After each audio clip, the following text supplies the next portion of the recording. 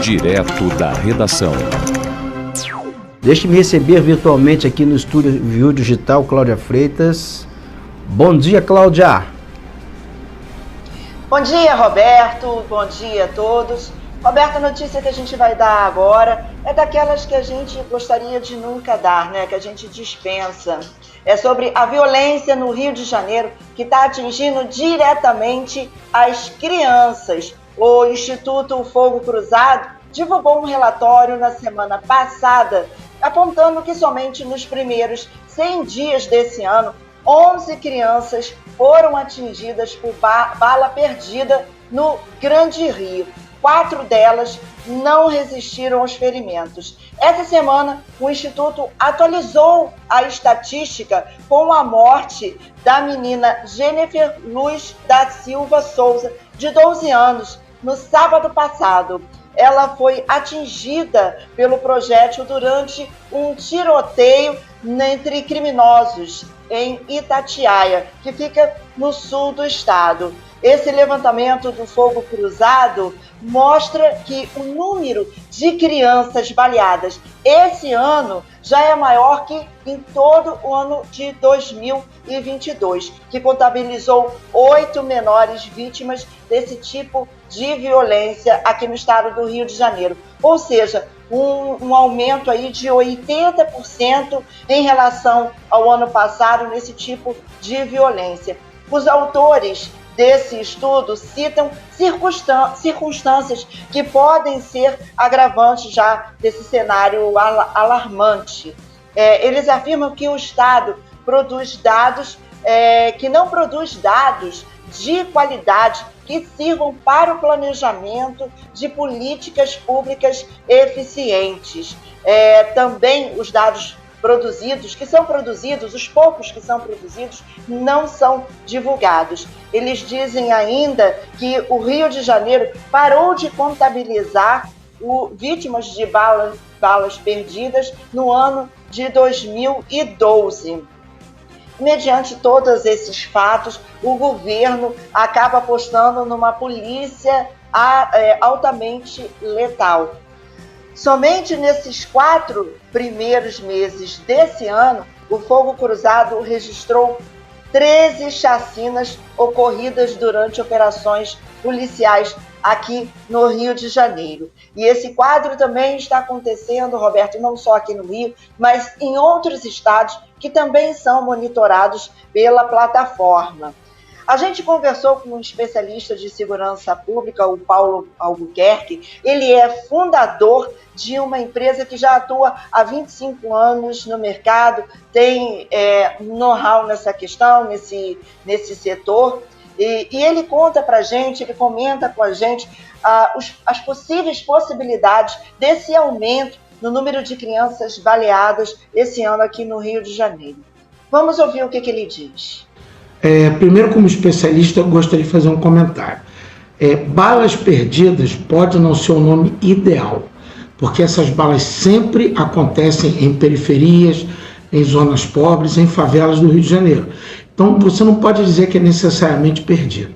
E esses projéteis acertam as crianças em confrontos de milícia e traficante, e policial e traficante, e policial e milícia. As pessoas têm que entender também que os milicianos de hoje não são os milicianos ligados a policiais corruptos de antigamente. A grande maioria dos milicianos hoje são traficantes que perderam a sua capacidade de traficar, que não puderam mais traficar. Ok? Vamos lá. Gostaria de falar sobre o treinamento da polícia. O treinamento da polícia, que é um representante do Estado, ele sempre pode melhorar. Eu tenho convicção que os melhores policiais são os treinados fora da instituição, em estandes de tiro, em cursos, em treinamentos fora. Dentro da instituição, o treinamento é pouco, é fraco, e o policial é colocado em risco todos os dias. O policial representa o Estado, deveria ser melhor treinado. Agora, de qualquer forma, houve uma queda de 1% nas falhas policiais. Então você pode dizer com toda certeza que a culpa dessas crianças mortas não é da polícia. mas sim do traficante e do miliciano, que não se rendem ao Estado e vão se esconder em zonas de baixo poder aquisitivo, onde as crianças estão lá passando tranquilamente, tem moradores, e elas vão ser acertadas fatalmente. 1/4 dessas crianças falece, de acordo com dados do Instituto Fogo Cruzado, se você levar em consideração os números de 2016 a 2023. Tá aí, Roberto, realmente é um cenário muito triste, né, que atinge diretamente as comunidades, onde nós temos ali trabalhadores, as crianças, as escolas, que por muitas vezes precisam ficar paralisadas por dias, como a gente sempre noticia. Enfim, que não tenhamos mais esse tipo de notícia para dar aqui no programa. Eu volto com você aí no estúdio.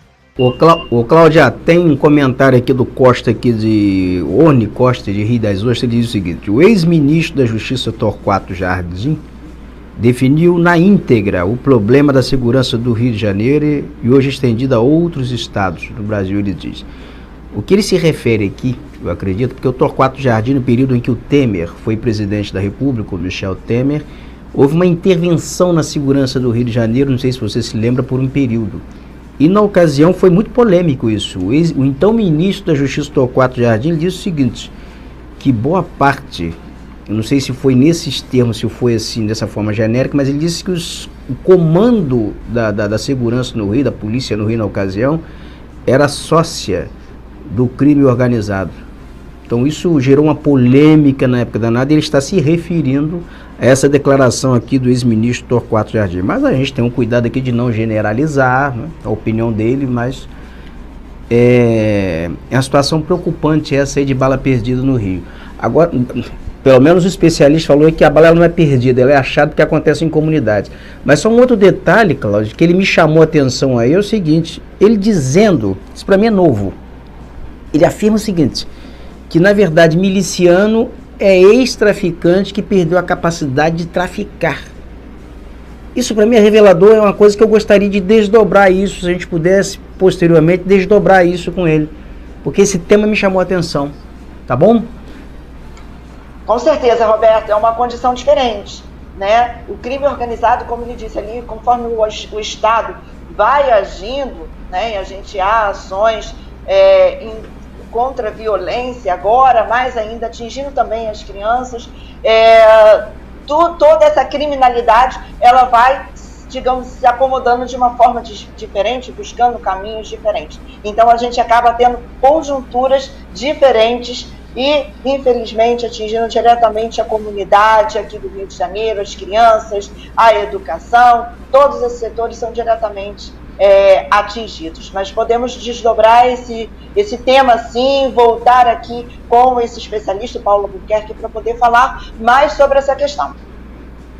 Muito obrigado, Cláudio. Bom dia para você.